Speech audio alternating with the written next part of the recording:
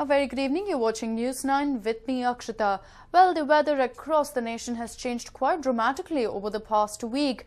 While in some parts the change brought in much needed relief, in some places the situation has only worsened. Let's take a look. Unpredictable, unprecedented and unbelievable.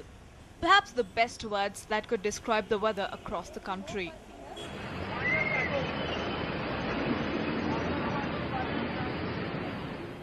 Every corner of the nation seems to be witnessing different portions of the weather spectrum. Take the weather in the national capital, for instance. Showers bring relief to Delhiites. Residents of Delhi experiencing sweltering heat until yesterday are now forced to step out of their homes armed with umbrellas and raincoats. Within a span of 48 hours, temperatures have dropped from a 60-year high of 48 degrees to a comforting 38 degrees Celsius. The Indian Meteorological Department predicts that the good news is here to stay. In fact, they predict a further drop in mercury levels in the days to come. IMD in its daily forecast has predicted a 2 to 4 degree drop in temperatures over the next 48 hours. But back in the commercial capital, things were a bit more extreme. Tides of fury in Mumbai. Time and tide tested Mumbaikars quite literally.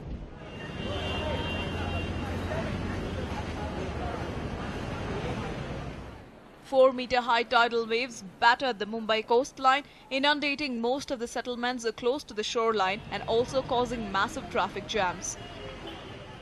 The Municipal Corporation of Greater Mumbai has predicted that tidal waves as high as 4.5 meters could hit the shores this week. As a precautionary measure, security guards have been deployed at India Gate and other tourist spots close to the shoreline to prevent people from straying too close to the sea. Also, members of the NDRF, Fire Brigade and lifeguards have been deployed at 6 beaches in the city. But scenes were quite different in Andhra Pradesh. Sunny trouble in Andhra Pradesh. Severe heat wave-like conditions prevailed in the city as also in most other places in Simandhra.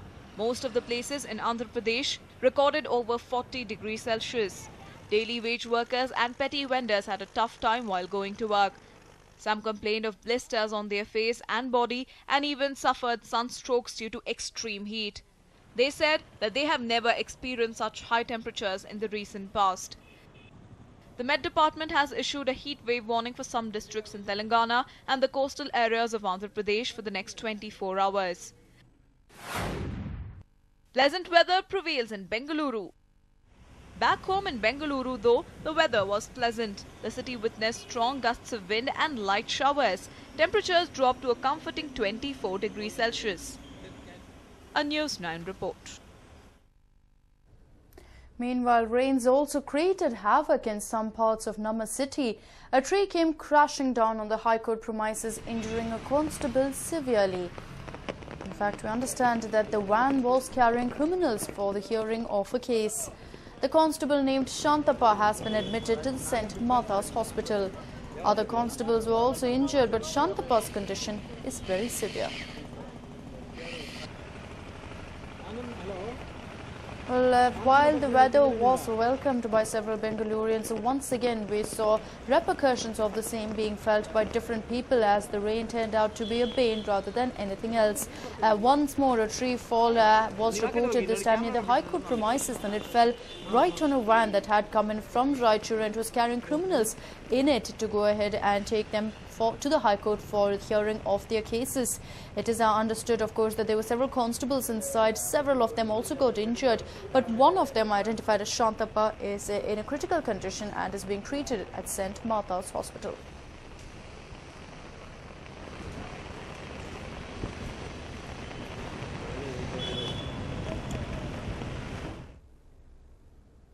Moving on, it was just recently that we saw both the Prime Ministers trying to improve the ties between the two countries. But what happened today could change it forever between India and Pakistan. A historic invite. Then a historic handshake. And now, a reply to the goodwill gesture.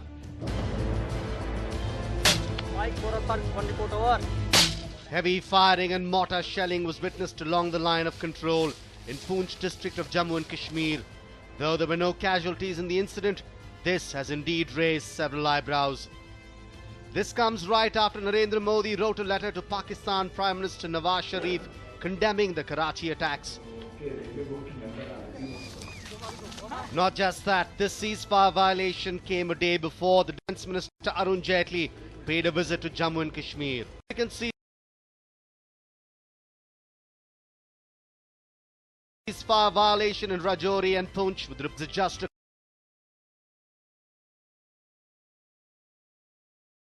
many who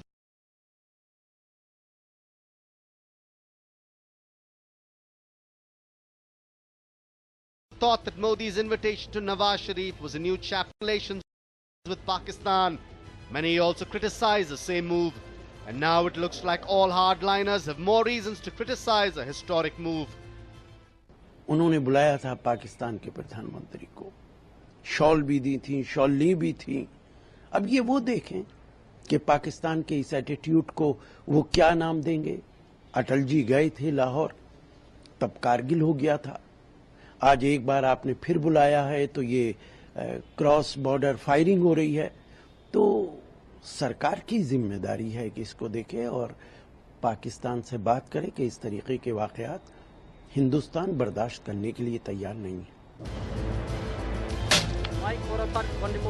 On one side, both India and Pakistan have agreed to carry forward the composite dialogue process and deepen the people-to-people relations. But on the other hand, the army has been doing this. This is not acceptable and it is deplorable. And now, many have said that it is time to retaliate to such violations by the Pakistani forces. What he can do simply at the moment as an immediate reaction, tell the army very clearly that you have a free hand. You open fire, counter fire on 10 new posts and create collateral damage on the Pakistan side. That will be a good retaliation. Secondly, tell his intelligence agencies that I want your professionalism, your motivation and your capabilities to be as up as Mossad of Israel. How will India retaliate? Will Modi still put up a friendly face or will he resort to stern actions? A News9 report. Well, CID sleuths had found 2 photographs from the cell phone of ADGP Ravindranath. News9 now has exclusive access to one of the pictures taken. Well, it might be recalled that on May 26th, the ex-KSRP ADGP Ravindranath was alleged of clicking photos of 2 women in a coffee shop. The sleuths have also submitted an interim report to the government in this regard. What you see on your screens is the picture that we have exclusive access to and was found in the ADGP's mobile phone. Remember, of course, soon after the CID took over, they have submitted the mobile phone to Gujarat for a forensics test. But this is the picture they found, and based on the timing, we will be able to say whether it was the ADGP who clicked the picture or, as he claims, whether it's a conspiracy and someone else planted the picture in his phone.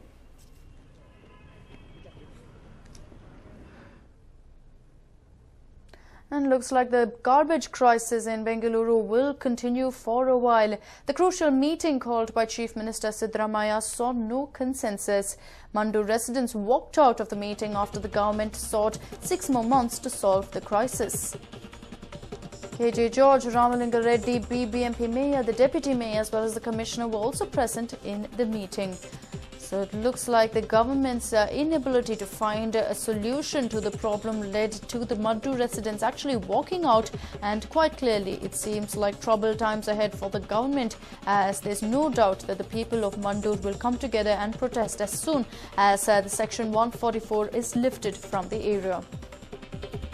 Let's listen to what District in Charge Minister Ramalinga Reddy, who was present for that meet, had to say. Tomorrow or day after tomorrow or Monday, it will be finalized. Chief Minister, he discussed with Mandur villagers and the leaders and even our local legislator definitely it will be cleared. But they went back to their villages, leaders. They will have a meeting with other leaders and villagers of Mandur. They will come back to Chief Minister. Any question of compensating these villagers, because there's also a report of a second death that happened yesterday. So any question of compensation? It has not risen. But the Chief Minister directed the corporation to look after, to spray and to do other works, and directed health department to conduct camps or to post if vacancies are there in the hospitals, local hospitals.